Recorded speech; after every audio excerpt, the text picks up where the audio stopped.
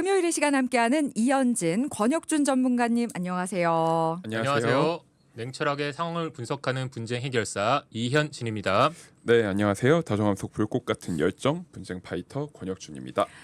자, 그럼 먼저 저희가 지난주에 전문가들께서 직접 만나서 상담해드린 내용을 먼저 들여다볼게요.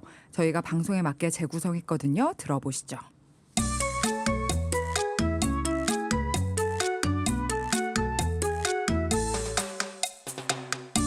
안녕하세요. 이천에서 치킨집을 하고 있는 40대 부부입니다. 방송을 듣다 보니 저축에 대한 이야기를 종종 해주셨는데 저희같이 소득이 일정치 않은 사람들은 어떻게 저축을 해야 하는지 궁금합니다. 갑자기 현금이 필요한 상황이 있을 수 있어서 모아놓은 목돈도 조금 있는데 주변 사람들처럼 주식에 투자하는 것은 불안해서 원하지는 않습니다. 안전하면서도 어느 정도 수익을 낼 수 있는 방법 뭐가 없을까요? 그리고 따로 준비하지 못한 노후 자금에 대해 상담을 받고 싶습니다. 네, 오늘 사연은 치킨집을 운영하고 계신 부부의 사연이세요. 사실 자영업을 하시니까 소득도 일정하지가 않으신 거고 뭐 만약에 대한 대가로 저축을 조금 중시하시는 것 같은데 이제는 수익 나는 저축에다가 노후 자금까지 좀 준비를 해야겠다 이런 생각을 하고 계신 것 같습니다. 일단 사연자분께 어떤 도움을 주셨는지 저희가 차근차근 들여다볼게요. 네, 일단 어떤 저축이든 네. 그 목적이 항상 중요하다고 말씀드리는데요. 예를 들어 매월 10만 원씩 1년 동안 적금을 한다고 가정해 보겠습니다. 네. 그러면 원금 120만 원과 약간의 이자가 발생합니다. 네, 그런데 왜 저축을 하는지에 대한 목적이 없다면 유지율이 굉장히 낮아진다는 말씀을 드리는 거고요. 네. 실제로 통계에 의하면 1년 만기 정기적금은 평균 유지율이 67%라고 하고요. 3년 만기 정기적금 평균 유지율은 30%도 되지 않는다고 하는데요. 여기에 목적이 붙는다면 중간에 저축을 깨지 않고 유지율이 더 높아질 수 있다는 겁니다. 저도 작년에 연말에 만들었던 적금을 깼는데 몇 달 전에 목적이 없어서 그랬군요. 네. 네, 그래서 우리가 저축할 때는 이 매월 얼마씩 모아야겠다는 생각보다 총 모으고 싶은 목돈의 금액과 그 목적을 염두에 두고 저축을 하시는 게 좋습니다. 네. 예를 한번 들어볼게요. 원하는 차를 사고 싶다고 한번 해보겠습니다. 그 차의 가격이 4천만 원이에요. 현재 저에겐 1,500만 원의 목돈이 있고요.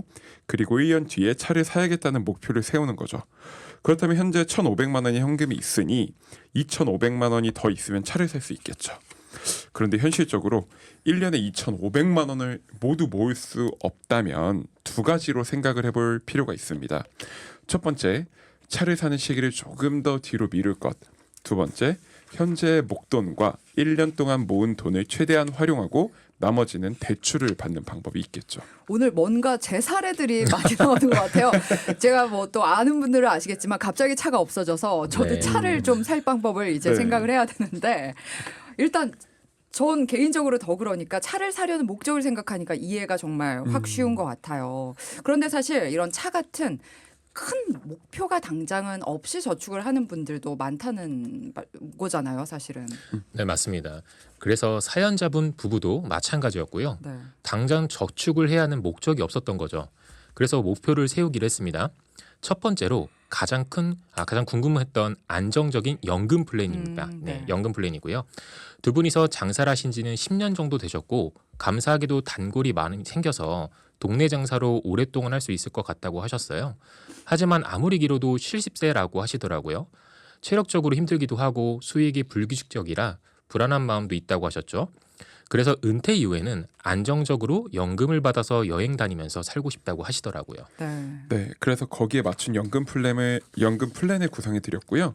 현재 모아놓으신 목돈이 다행히도 약 2억 원 정도가 네, 있었습니다. 열심히 잘 모으셨네요. 네, 근데 이게 웃긴 게 따로 저축을 하신 건 아니고 네. 바빠서 돈을 쓸 시간도 없었고 자녀도 따로 없으셨어요. 그냥 사업자 통장에 쌓여 있었던 거예요. 아, 자녀가 없으셨구나. 네. 그래서 이 금액의 절반인 1억 원을 연금으로 준비하기로 했습니다. 네.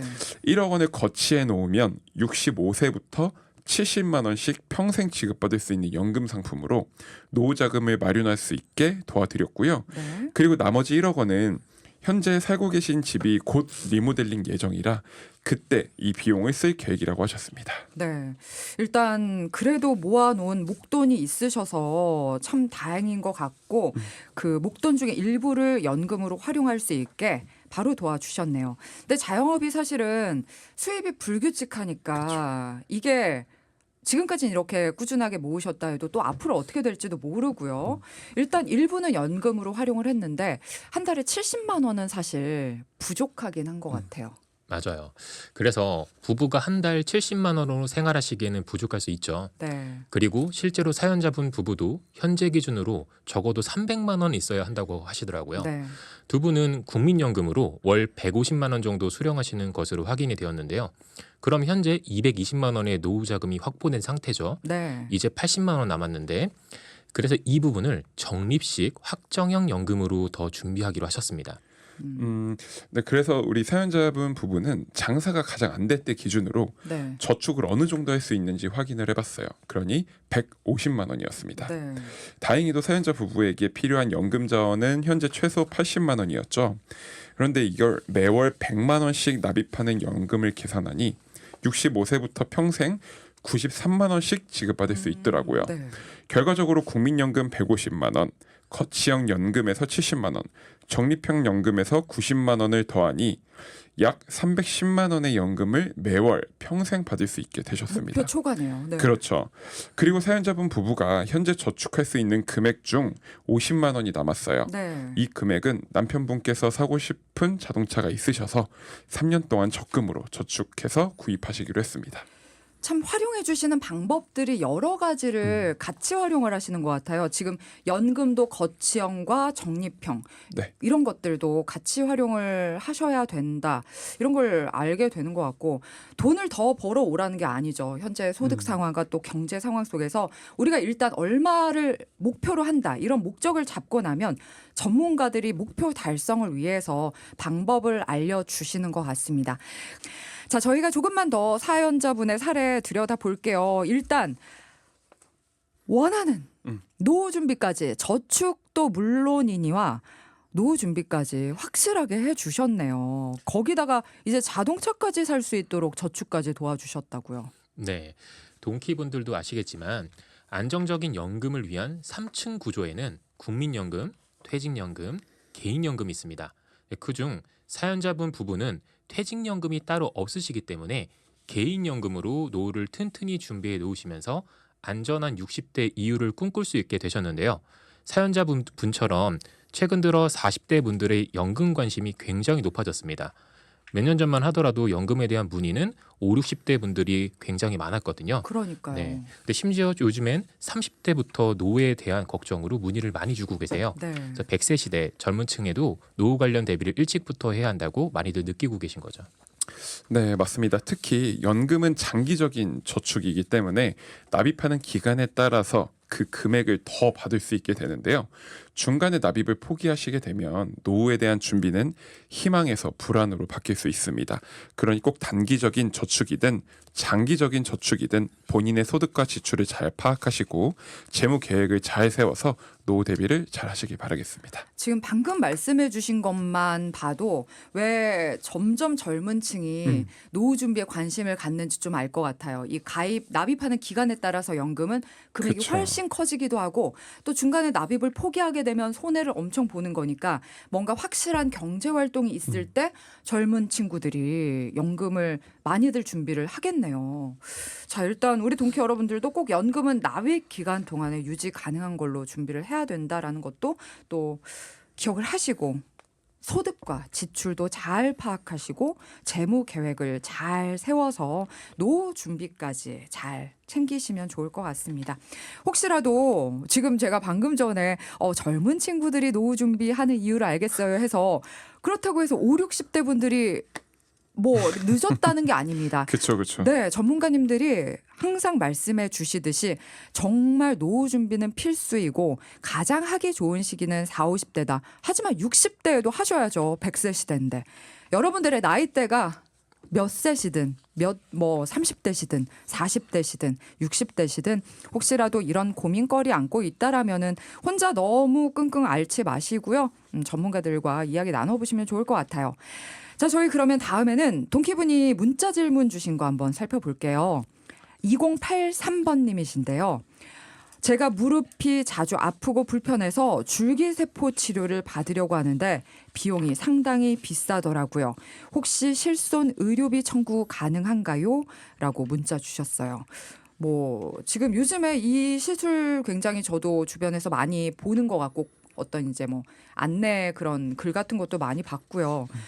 사실 의료 기술이 발달할수록 치료 비용이 너무 높아지니까 고민하고 계신 분들 많죠. 네, 맞아요. 그래서 치료를 잘 받는 것도 중요하지만 사실 의료 비용도 굉장히 무시 못하거든요. 네. 특히 고가의 치료 비용이 든다면 고민이 될 수밖에 없는데요. 우선 실손보험으로는 청구가 가능합니다. 다만 주의할 점은 몇 가지 조건에 부합할 경우에 지급이 가능한 거거든요. 네. 이 부분은 뒤에서 부연 설명을 해드리고요. 먼저 여기서 중요하게 보셔야 할 점은 고가의 신의료기술 치료를 받았다가 보험금 지급이 거절이 된다면 정말 당황하실 수밖에 없겠죠. 그렇죠. 네. 여기서 신의료기술이란 새로 개발된 의료기술로서 보건복지부 장관이 안정성, 유효성을 평가할 필요성이 있다고 인정하는 기술을 의미하는데요.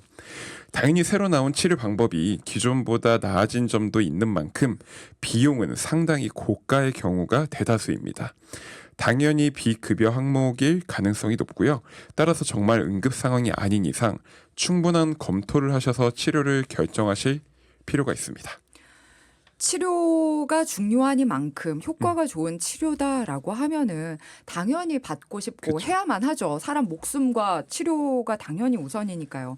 하지만 우리는 의료 비용도 생각을 하지 않을 수가 없는 건데 일단 2083번님이 궁금해하시는 거는 실손보험 청구가 가능하냐이신 건데 근데 이제 조건에 따라서 가능하기도 하고 안 네. 하기도 한다라고 하셨는데 어떤 또 뭐 문제를 생각을 해야 되는 거예요? 치료를 받고도 지급 조건에 부합하지 않으면 보상이 되지 않을 수 있다 말씀드렸잖아요. 네. 중요한 건 고가의 치료인 만큼 무조건 100% 보험 처리가 된다는 일부 의사분들의 말을 듣는 것이 위험할 수 있다는 말씀을 드리는 거고요. 네. 특히 최근 무릎 줄기세포 치료는 월 평균 보험 청구 건수가 95% 이상 증가할 정도로 성행하고 있는 치료인데 그 치료 비용은 최소 100만 원에서 최대 2,600만 원으로 병원별 편차가 매우 크게 나타나고 있기 때문에 보험 적용이 되는지 안 되는지를 충분한 검토를 할 필요가 있습니다. 네. 네, 이 자가골수 줄기세포 치료는 최근에 안정성과 유효성 평가를 통해 신의료기술로 인정받은 기술입니다. 하지만 신의료기술은 실손보험의 보상 대상이나 소비자가 보건복지부 고시에서 정한 치료 대상에 해당하지 않을 경우엔 보상을 못 받을 수도 있기 때문에 각별히 주의하실 필요가 있습니다. 그러니까 이 말이 조금 헷갈리는데 음. 일단 안정성과 유효성 평가에서는 신의료 기술로 인정받으면 보험 대상이 되지만 네. 뭐 환자 개인의 상태라든지 보험 특약 조건에 따라서 또 보장을 못 받을 수도 있다. 이렇게 이해를 하면 되는 건가요? 네, 맞습니다. 네. 상황마다 다를 수 있다는 거죠. 그래서 정말 내가 이 치료 대상에 해당되는지 확인을 꼭 해야겠네요. 맞습니다. 그래서 가능하다면 신의료기술로 치료받는 경우 치료받기 전 보건복지부 고시에서 정한 치료 대상에 해당하는지를 의사나 보험회사 등에 꼭 확인하시길 바라고요. 무릎 줄기세포 치료는 수술이 아닌 시술로 주사 치료로 진행이 되는 경우가 많습니다. 그래서 2017년 4월 이후 가입하신 3세대 실손은 가입하신 이후분들이에요. 네. 그분들은 실손 가입자분은 비급여 주사 특약에 가입한 경우에만 보상이 되니까 꼭 개별 증권을 확인해 보시길 바랍니다. 2세대는 저는 비급여가 도수, 주사치료, 뭐 체외 충격파 이런 것도 다 되는 것 같은데 3세대부터는 이게 주사치료가 특약으로 들어가는 맞아요. 거네요. 별도로 빠졌기 때문에 확인을 하셔야 되는 거예요. 그렇구나. 네. 그리고 세부 조건이 더 있는데요. 무릎 관절염 진행 단계는 총 4단계로 나뉘어지는데 2, 3단계, 2단계, 3단계 조건인 경우만 인정을 받을 수 있습니다. 4단계인 경우는 연골이 마모되어 관절 손상이 심한 경우로 제대혈 줄기세포나 인공관절 치환술로 치료를 받으셔야 합니다. 따라서 나의 상태를 꼭 확인해 보시고 대상 조건이 맞는지를 확인해 보셔야 하는 겁니다. 무조건 내 상태가 지금 심하다고 해서 쓸 수 있는 게 또 아니네요. 이거는 네. 너무 내 상태가 심하면은 이 치료가 적용이 안 되는구나. 네. 이런 각자의 상황별에 따라서도 보상 받을 수 있는지 여부가 갈리는 것 같습니다. 일단 우리 동키 여러분께서도 이 부분은 개인별 상황에 맞게 분명히 확인을 하셔야 되는데 그냥 병원에다가 이거 돼요? 저 보험 있는데 실손 있는데 돼요? 라고 하면은 물론 병원 측에서도 알고 있는 정보를 바탕으로 기존 환자들이 그렇게 적용을 받으셨기 때문에 알려주지만 여러 가지 또 이제 변화들이 있잖아요. 보험 약관도 바뀌기도 하고 법도 바뀌기도 하고 그래서 병원에서 바꿔 알려준 상황과 조금 다른 경우도 저도 이제 경험이 있어서 그래서 여러분들 개인의 보험을 본인 스스로 정확하게 확인을 해볼 필요가 있다라는 거 드리고 혹시라도 보험회사에 직접 전화해서 물어보기가 조금 복잡하다 하는 분들은 샵 0999로 상담하면은 네. 두 분께서 도와주시나요? 이런 것도? 네, 도움 드릴 수 있죠. 네, 확실하게 도와주신다고 네. 합니다. 그래서 이런 것들도 한번 물어보시면 좋을 것 같고요.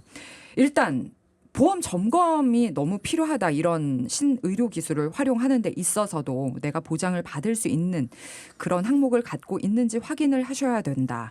이런 얘기인데 혹시라도 더 우리가 생각을 해야 될 부분들이 있을까요? 네, 다시 한번 말씀을 드리지만 네. 오늘 안내드린 신의료기술은 보험에서 무조건 제외된다 이런 의미로 말씀드린 건 아니고요. 네. 치료 방법은 다양하니까 내 몸 상태에 따라서 아까 말씀하셨던 무릎 상태가 안 좋다. 이게 네. 객관적일 수 있잖아요. 주관적일 수 있다는 거죠. 네. 그래서 단계에 따라서 아까 말씀드린 여러 가지 조건에 따라서 누구는 지급이 되고 안 된 사례가 있으니 꼭 별도로 확인해 보셔야 될 것 같고요. 대상은 맞지만 보건복지부 고시에 대상에 부합하는 점들이 있기 때문에 사전에 꼭 확인하시고 병원 가기 전 확인은 물론 건강하실 때 이런 부분까지 미리 점검 받아보시고요. 효과적인 보험 대비로 건강을 잘 챙기시길 바랍니다. 네. 자, 오늘도 두 분과 함께 금요일 마무리 잘 한 것 같습니다. 저희 다음 주 또 도움되는 말씀 기다리고 있을게요. 고맙습니다. 감사합니다.